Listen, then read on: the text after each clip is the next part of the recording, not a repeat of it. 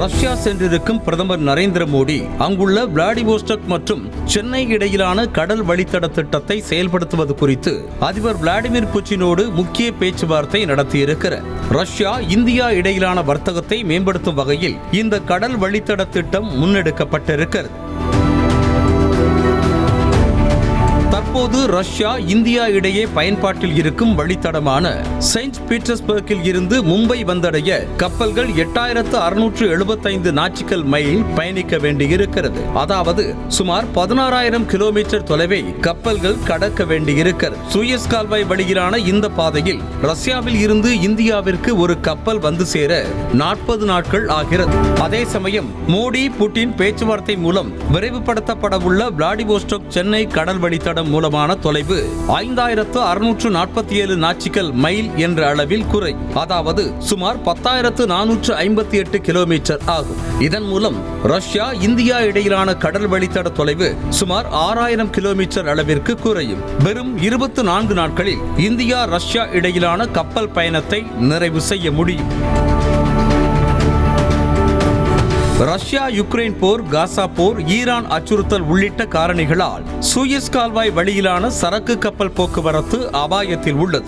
இந்த நிலையில் விளாடிவோஸ்டாக் சென்னை இடையிலான கடல் வழித்தடம் இந்தியா ரஷ்யாவிற்கு மட்டுமல்லாமல் உலக நாடுகளுக்கும் பெரும் பலனை கொடுக்கும். குறிப்பாக ரஷ்யாவுடன் இந்தியா தற்போது பெரிய அளவில் எண்ணெய் வர்த்தகம் செய்து வருகிறது. விளாடிவோஸ்டாக் சென்னை வழித்தடம் பயன்பாட்டிற்கு வந்தால் ரஷ்யாவில் இருந்து கச்சா எண்ணெயை இந்தியா விரைவாக இறக்குமதி செய்ய முடியும். மேலும் பயண தூரம் குறையும் என்பதால் கச்சா எண்ணெய் விலையும் கணிசமாக குறைய வாய்ப்பிருக்கிறது. இதனால் இந்தியாவில் பெட்ரோல், டீசல் உள்ளிட்ட எரிபொருட்களின் விலை குறைக்கப்பட வாய்ப்புள்ளதாக கூறப்படுகிறது.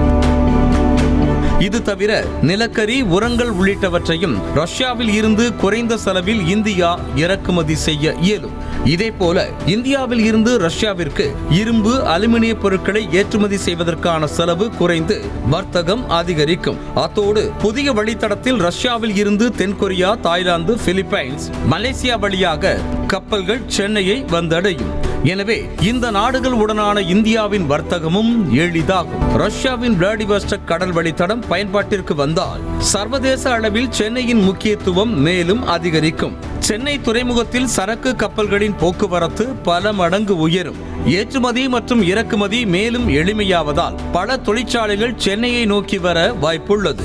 தற்போது சென்னையை சுற்றியிருக்கும் நிறுவனங்கள் தெற்காசிய நாடுகள் மற்றும் ரஷ்யாவுடன் வர்த்தக ரீதியிலான தொடர்பை ஏற்படுத்தும் போது உற்பத்தி அதிகரித்து வேலை வாய்ப்புகள் அதிகம் உருவாகும். தற்போது மும்பை துறைமுகம் அடைந்துள்ள வளர்ச்சியை விட சென்னை துறைமுகம் அதிக வளர்ச்சி அடையும் என்றும் தமிழ்நாட்டின் பொருளாதார வளர்ச்சிக்கும் துணை நிற்கும். செய்திகளை உடனுக்குடனும் துல்லியமாகவும் தெரிந்து கொள்ள சப்ஸ்கிரைப் பண்ணுங்க.